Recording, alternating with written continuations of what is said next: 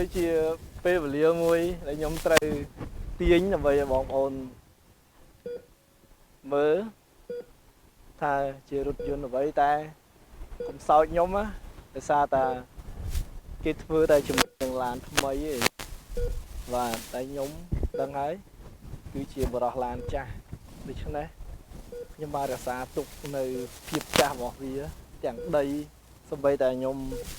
យកមកយមិញហ្នឹងគឺត្រូវតែទឹកភ្លៀងឯតាមផ្លូវបានប្រាប់គ្នាខ្ញុំថាកុំប៉ះពាល់កុំបាញ់ទឹកអីទាំងអស់ហើយអ្វីៗនៅក្នុងហ្នឹងគឺនៅទាំងអស់គឺខ្ញុំចង់ឲ្យបងប្អូនឃើញថាតើរថយន្តនេះវាមានស្ថានភាពបែបណាកន្លងមក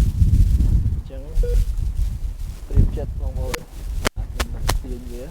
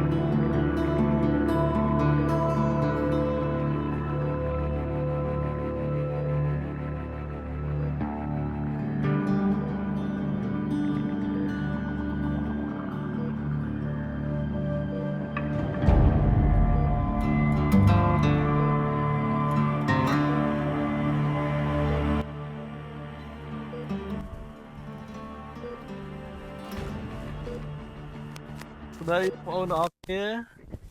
ឮទេថ្ងៃនេះបានមកដល់កន្លែងមួយនៅក្នុងទឹកដីខណ្ឌសីកែវកន្លែងនេះពិតជាសិល្បៈដែរមើលទៅសិល្បៈសម្រាប់កន្លែងដែលយើងចង់បង្ហាញរបស់ផ្លែផ្លែណា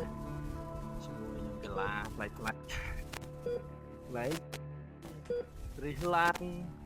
ហោះម៉ូតូអីត្រូវអញ្ចឹងថ្ងៃនេះខ្ញុំមានរបស់ប្លែកដែរគឺឡានគ្រឿងនេះយូរហើយអញ្ចឹងបងប្អូនអាចរៀបទៅមើលឡានគឺឡានម៉ាអីតាមណាប្រភេទអី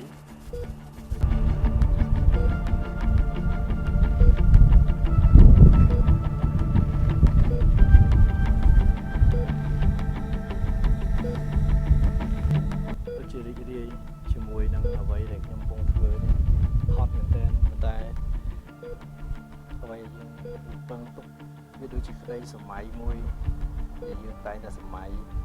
ហើយខ្លាចជាការពិតមិនដូចយើងឆ្លាញ់បែបហ្នឹងអញ្ចឹងអ្វីយើងធ្វើបានគឺជោគជ័យមួយ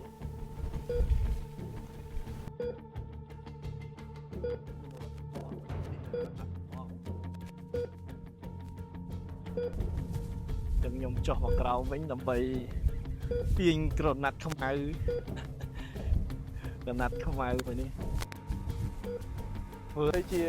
ពេលវេលាមួយដែលខ្ញុំត្រូវទាញដើម្បីឲ្យបងប្អូនមើលចង់ឲ្យបងប្អូនឃើញថាតើរថយន្តនេះវាមានស្ថានភាពបែបណាក ឡងមកចឹងរៀបចិត្តក្នុងអូនមិនទាញវាមើលស្រួចចាក់ទាញមើលស្រួចចឹងស្អាតមែនទែនទៅពេលដែលខ្យល់វាយមកឃើញកណាត់តឹងអូខ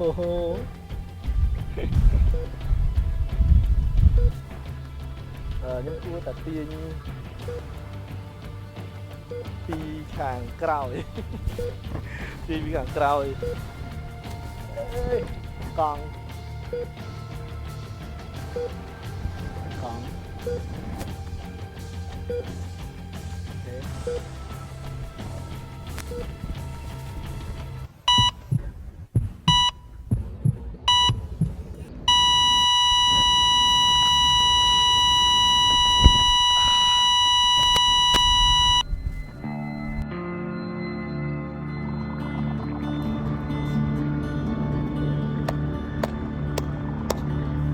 បានណាបងប្អូន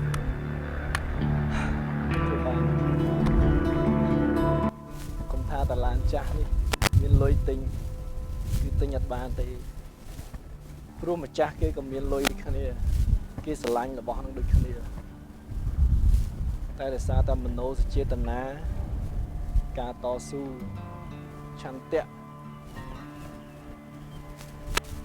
ទើបគេព្រមបកគោលឲ្យយើងសម្រាប់រថយន្តនេះគឺខ្ញុំបានដឹងថាម្ចាស់របស់គាត់គឺជនជាតិជប៉ុនជាវិស្វករហើយគាត់បានកម្មង់រថយន្តនេះពីប្រទេសអាល្លឺម៉ង់មកជប៉ុនហើយបានដឹកមកដល់ប្រទេសកម្ពុជាយើងនៅក្នុងអំឡុងឆ្នាំ2000ខ្ញុំបានស្មានដោយសារតែឡាននេះគឺមានផ្លាកលេខមានឯកសារផ្លាកលេខគឺសខ្មៅតែលើឯកសារនេះគឺវាពង្រីកវត្តអស់ហើយជាមួយនឹងរថយន្តនេះ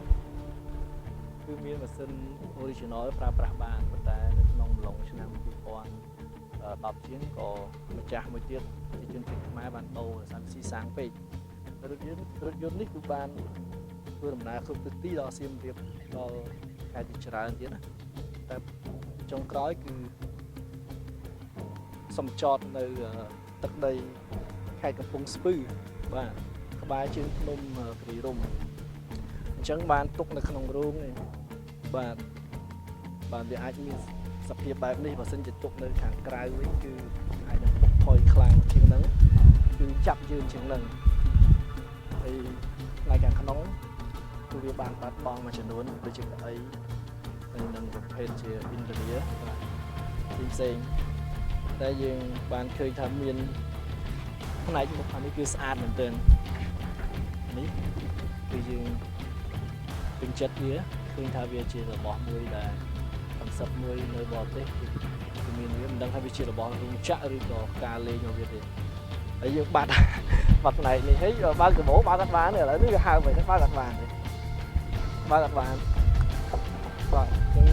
ដោយសារយើងទើបតែយកមកអត់បានបើកវាធ្វើវាទេហើយបាត់អាចំោះវិញផ្សាយវាឬក៏បាត់ចំោះហើយអត់គេមួយនឹងកង់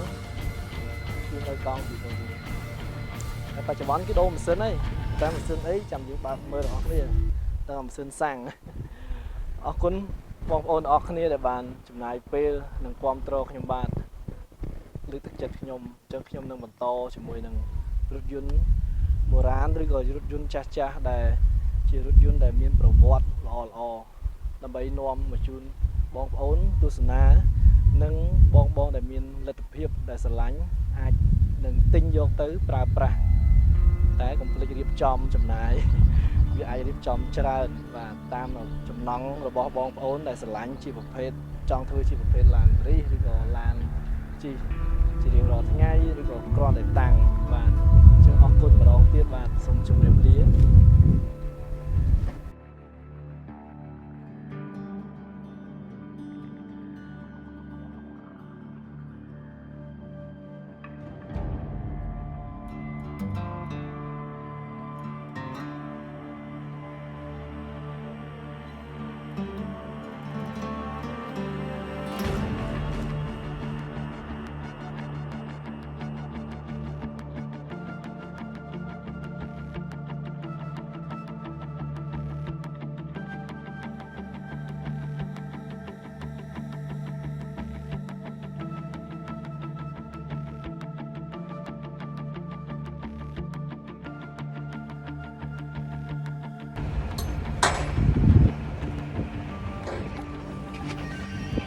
ấy lối vậy. Bạn nó rồi này. Giờ ta xin.